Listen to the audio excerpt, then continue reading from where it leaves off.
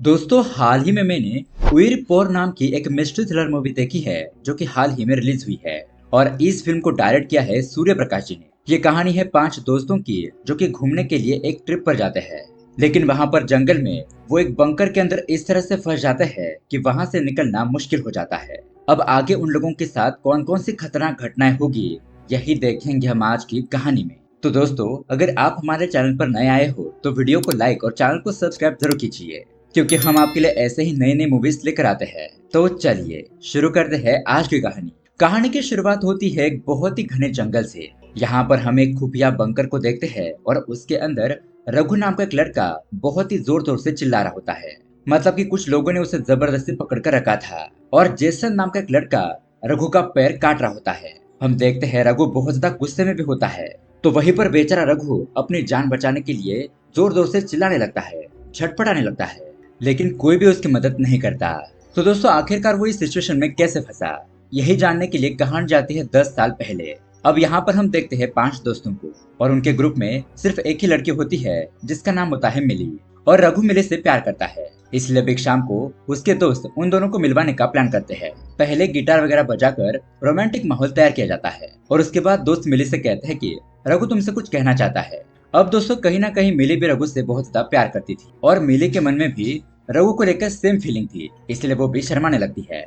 यहाँ पर रघु कहता है कि हमारा ये फाइनल सेमेस्टर है, उसके बाद हमारी ग्रेजुएशन कंप्लीट हो जाएगी, तो ग्रेजुएशन के बाद क्या हम शादी कर ले। और ये बात सुनने के बाद मिली तो और ज्यादा शर्माने लगती है और ये सीन यहीं पर कट हो जाता है। यहाँ से कहानी शिफ्ट होती है 10 साल बाद और अब यहाँ पर हम देखते हैं मिली राम नाम के एक लड़के के साथ लिविंग रिलेशनशिप में रह रही है और इसके 2 महीने बाद उन दोनों की शादी भी है। अब यहाँ मिली उन दोनों के लिए सुबह सुबह ब्रेकफास्ट रेडी कर रही होती है। तभी मिली की माँ उसे कॉल करती है और पूछती है कि बेटा तुम घर पर कब तक आओगी। मिली कहती है कि माँ अभी तक मुझे हॉस्पिटल से छुट्टी नहीं मिली है, तो इतनी जल्दी मैं कैसे आ सकती हूँ। लेकिन उसकी माँ उसे कह रही थी यहाँ पर बहुत सारा काम पड़ा है, तुम्हें जल्द से जल्द यहाँ पर आना चाहिए। मिली कहती है जैसे मेरी छुट्टियाँ अप्रूव हो जाएगी मैं आ जाऊंगी, आप टेंशन मत लीजिए। इतने में मिली से राम पूछता है कि माँ क्या कह रही थी। तो मिली उसे बताती है कि वो क्या कहेगी, वो तो मुझे घर पर बुला रही है, शादी के कार्ड्स वगैरह बांटने हैं और भी बहुत सारे काम पेंडिंग है। लगता है मेरा दिमाग अभी से पागल हो जाएगा। मैंने माँ से कहा था कि मुझे तामझाम पसंद नहीं है, मैं सिंपल से कोर्ट में जाकर मैरिज करना चाहती थी, लेकिन इनको तो मेरी बात समझनी ही नहीं है। अब राम उसे समझाते हुए कहता है कि बेबी रिलैक्स हो जाओ, तुम एक काम करो, तुम तुम्हारे फ्रेंड के साथ कहीं पर घूमने के लिए चले जाओ और 2-3 दिन में लौटकर वापस आ जाना, इससे तुम्हें बहुत ज्यादा फ्रेश महसूस होगा। यहाँ पर बाकी की चीजें मैं संभाल लूंगा। मिली कहती है कि लेकिन ट्रिप पर जाने के लिए मुझे छुट्टियां लेनी होगी और अगर मैंने हॉस्पिटल से छुट्टी ली तो मेरे जो रिलेटिव्स है वो मेरी माँ को सारी बात बता देंगे कि मैं काम पर नहीं बल्कि छुट्टियां मनाने के लिए गई हूँ और फिर से मुझे 100 सवालों के जवाब देने होंगे कि मैं कहाँ पर गई हूँ, किसके साथ हूँ, वगैरह वगैरह। लेकिन तभी राम उसे एक आइडिया देता है कि अभी हमारे शादी के लिए 2 महीने बाकी है, मैं तुम्हारे घर पर बोल दूंगा कि मेरे किसी कॉलेज फ्रेंड की शादी है और मैं तुम्हें वहां पर लेकर जा रहा हूँ। सिर्फ 3 दिन की तो बात है, ट्रस्ट में तुम्हें बाहर जाकर बहुत ही अच्छा फील होगा। तो मिली उसे कहते हैं कि तुम भी मेरे साथ चलो, लेकिन राम उसे कहता है कि तुम चले जाओ, मेरे बहुत पुराने काम यहाँ पर पेंडिंग है और अगर मैं तुम्हारे फ्रेंड के साथ आ जाऊंगा तो तुम ज्यादा एंजॉय नहीं कर पाओगी, तुम्हारा सारा टाइम मेरा ही ख्याल रखने में गुजर जाएगा, इसलिए तुम जाओ और खुलकर एंजॉय करो, यहाँ की चिंता मत करो, मैं यहाँ संभालूंगा। अब दोस्तों इतना समझाने के बाद मिली उसकी बात मान लेती है। अब उसके बाद दोस्तों हम उनके फ्रेंड के को देखते हैं जो कि एक म्यूजिक इंस्ट्रूमेंट बजा रहा होता है। इतने में उसे जेसन का कॉल आता है और वो उसे कहता है कि अरे यार सुन, मिली भी हमारे साथ ट्रिप पर आने वाली है, तो तुमने ये बात रघु को बताई या नहीं, कहीं वो लास्ट मिनट पर ना कह दे।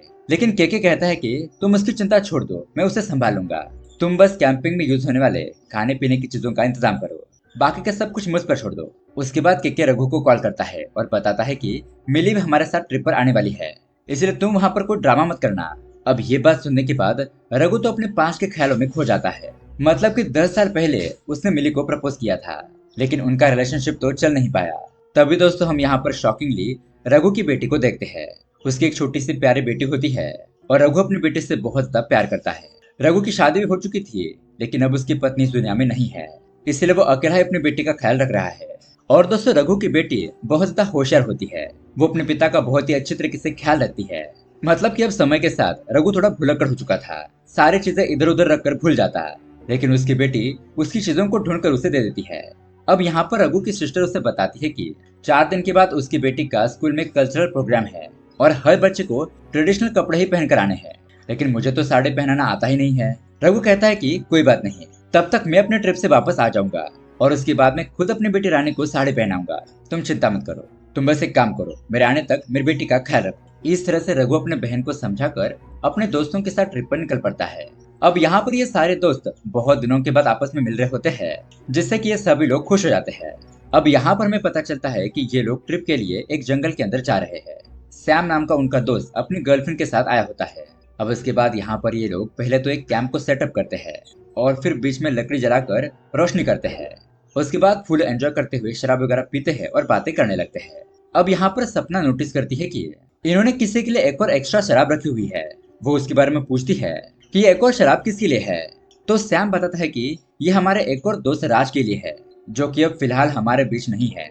वो एक दिन हुआ ये था कि जैसन, राज और मैं एक ढाबे पर खाना खाने के लिए गए थे। अचानक ही 3-4 गाड़ियां वहां पर आई और कुछ लोग गाड़ी से उतरे। हमने देखा तो वो लोग बहुत ज्यादा खतरनाक थे। उनमें से एक बंदे के पास तो बंदूक भी थी। तो ये सब कुछ देखकर हम लोग डर गए। हमें ऐसा लगा कि ये लोग हमें ही मारने के लिए आए हैं, लेकिन वो लोग तो वहां पर आकर सीधे राज को गोली मारकर वहां से चले जाते हैं। जैसन ने उन लोगों को रोकने की कोशिश भी की थी, लेकिन उन लोगों ने जैसन को बहुत ज्यादा मारा पीटा। जैसन को भी उस हमले में गोली लगी थी। उसका निशान आज भी उसके शरीर पर मौजूद है। अब यह सब सुनने के बाद सपना काफी ज्यादा डर जाती है।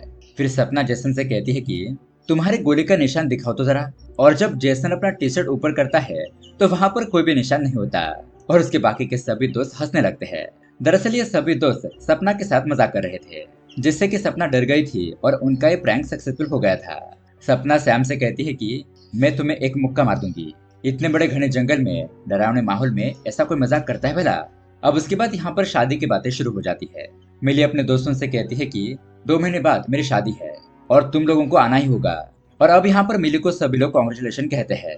अब उसके बाद ये लोग एक गेम खेलने लगते हैं, जहाँ दोस्तों में से एक बंदा मूवी के नाम को एक्ट करेगा और बाकियों को मूवी का नाम गेस करना होगा।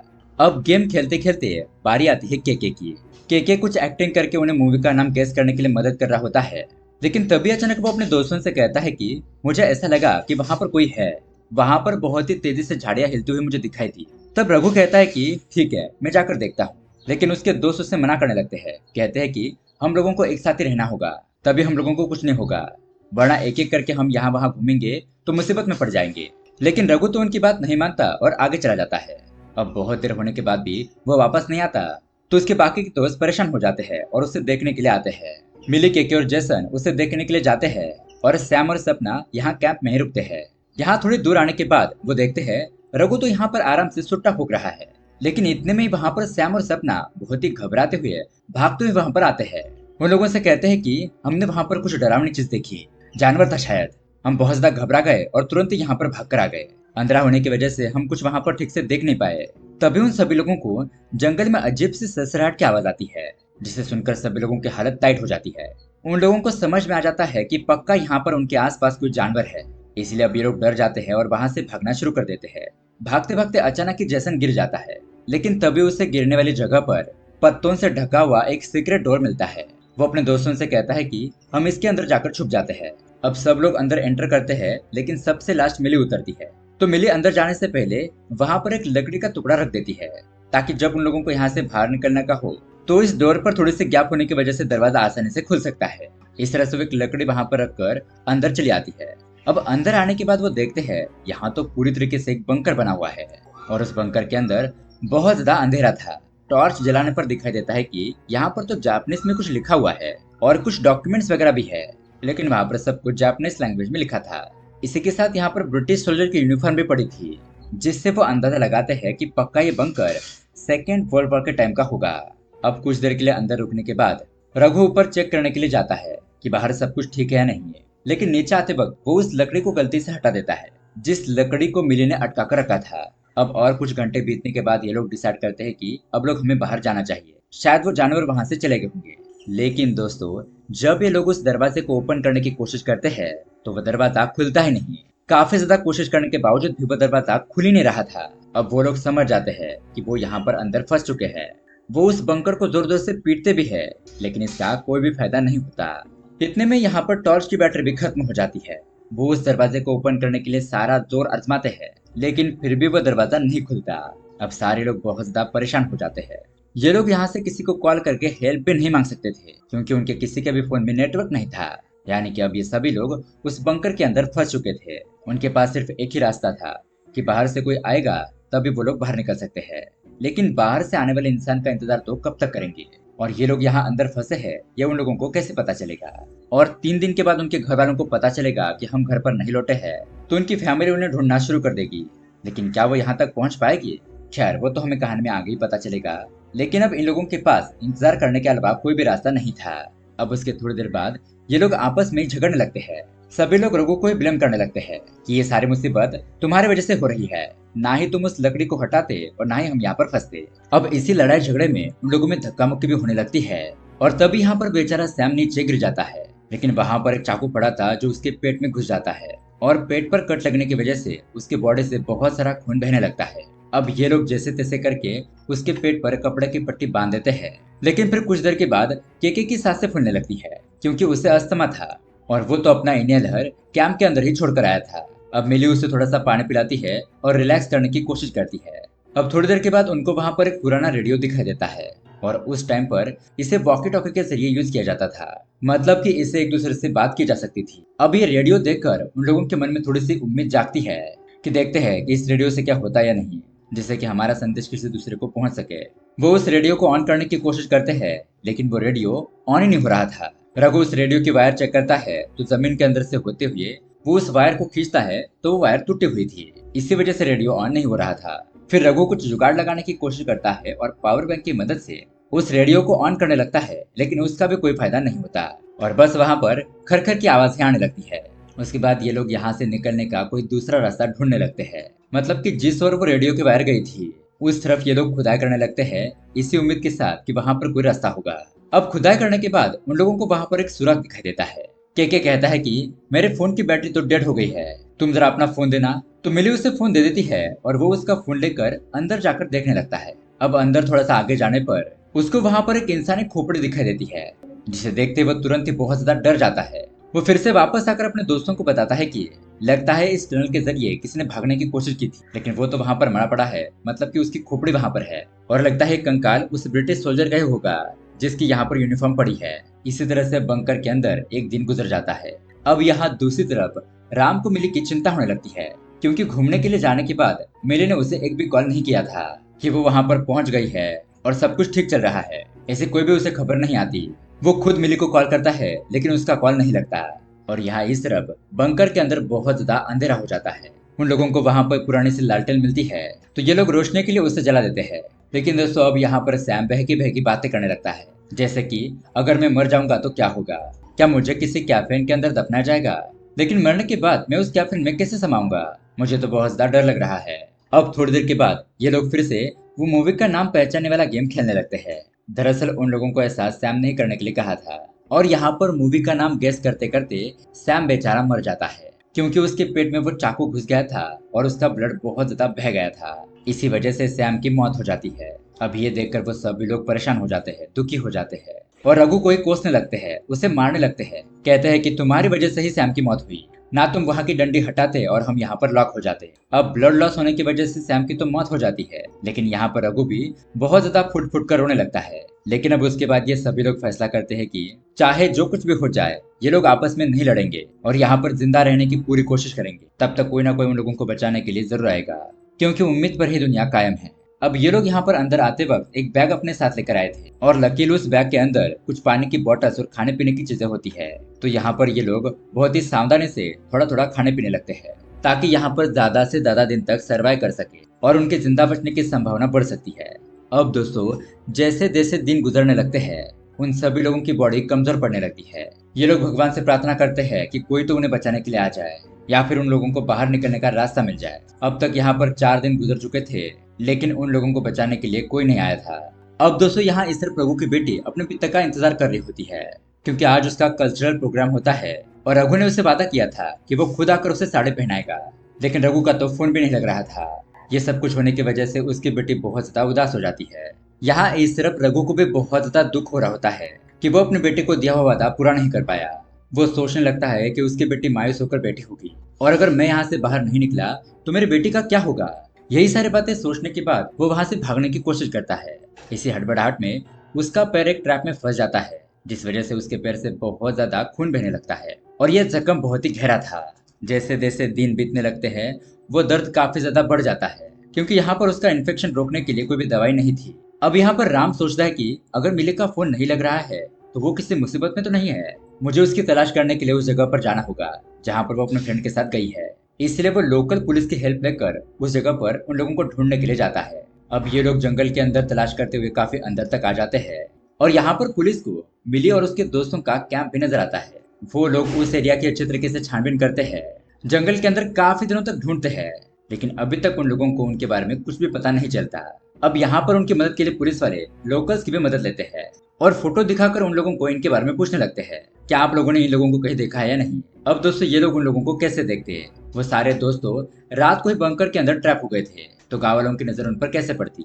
अब बंकर के अंदर इन सभी दोस्तों के हालात बहुत ज्यादा खराब हो जाते हैं। पीने का पानी और खाने की चीजें बहुत ज्यादा कम बची थी। अब केके उन लोगों को कहता है कि मुझे तो वैसे भी कैंसर है, मैं और कितने दिनों तक जिंदा रहूंगा, इसलिए मैं चाहता हूँ कि तुम लोग खाना पीना मुझे खिलाने के बजाय तुम खुद खा लो। तुम लोगों का जिंदा रहना बहुत ही इंपॉर्टेंट है। तुम लोग यहाँ से बचकर बाहर जा पाओगे तो तुम्हारी फैमिली है वहां पर तुम्हारा कोई इंतजार कर रहा है। लेकिन दोस्तों अब यहाँ पर केके के कैंसर वाली बात जानकर ये सभी लोग हैरान हो जाते हैं। फिर उसे संभालते हैं और हौसला देते हुए कहते हैं कि तुम्हें कैंसर है इसका मतलब ये नहीं कि हम तुम्हें भूखा रहने देंगे, तुम्हें हमारे लिए सैक्रिफाइस करने की कोई जरूरत नहीं है। और अब इसी तरह से और भी कुछ दिन गुजर जाते हैं और अब तक यहाँ पर रघु का पैर सड़ना शुरू हो जाता है। मिली कहती है कि अगर इंस्पेक्शन बॉडी के तक पहुंच गया तो बहुत बड़ी मुसीबत हो जाएगी। धीरे धीरे इसकी बॉडी सड़ना शुरू हो गई है, इसीलिए हमें इसके पैर को काटना होगा ताकि रघु बच पाए। लेकिन ये बात सुनने के बाद रघु तो डर जाता है, कहता है कि नहीं नहीं, मैं अपना पैर को नहीं काट सकता, मैं अपाहिज नहीं होना चाहता। अगर मेरी बेटी मुझे ऐसे हालत में देखेगी तो उसे बहुत ज्यादा दुख होगा और मैं तो उसे एक अच्छी लाइफ देना चाहता हूँ। मैं खुद ही अपाहिज बन जाऊंगा तो काम कौन करेगा। तब उसके दोस्त उसे समझाते हैं कि ये सब बातें बाद में, लेकिन फिलहाल तुम्हारा जिंदा रहना जरूरी है। अपने बेटे के लिए तुम्हें एक टांग खोकर ही सही जीना होगा। और अब यहाँ पर काफी ज्यादा समझाने के बाद रघु पैर कटवाने के लिए तैयार हो जाता है। अब दोस्तों यहाँ पर मिली उसके पैर को काटने के लिए डर रही थी, इसलिए वो जैसन से पैर काटने के लिए कहती है। अब सभी दोस्त मिलकर रघु को एकदम से चारों तरफ से पकड़ लेते हैं और यहाँ पर रघु का पैर काटना शुरू हो जाता है, जिससे कि दर्द के मारे वो चीखने चिल्लाने लगता है। और दोस्तों ये वही सीन है जिसे हमने मूवी के स्टार्टिंग में देखा था। दर्द के मारे रघु की कंडीशन बहुत ही खराब हो चुकी थी, लेकिन अब कुछ भी किया नहीं जा सकता था, वरना वो इन्फेक्शन ऊपर की तरफ फैलेगा और उसकी पूरी बॉडी सड़ जाएगी। अब उसके 2-3 दिन बाद उनका खाना पीना पूरी तरीके से खत्म हो जाता है। वो लोग अपनी यूरिन को पीकर जिंदा बचने की कोशिश करने लगते हैं।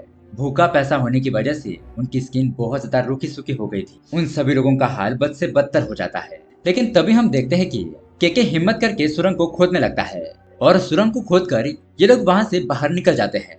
अब यहाँ बाहर का नजारा देखकर वो बहुत ज्यादा खुश हो जाता है और ये सभी लोग अपने कैंप पे जगह पर पहुंचकर पानी वगैरह जल्दी से पीने लगते हैं। लेकिन दोस्तों तभी यहाँ पर हमें पता चलता है कि ये सब कुछ केके का भ्रम था। उनके साथ ऐसा कुछ नहीं हुआ था, वो अभी तक उस बंकर के अंदर ही फंसे हुए थे। यहाँ इस तरफ पुलिस मिली को फोन करने की कोशिश करती है और मिली के फोन को ट्रैप करने की कोशिश करते हैं।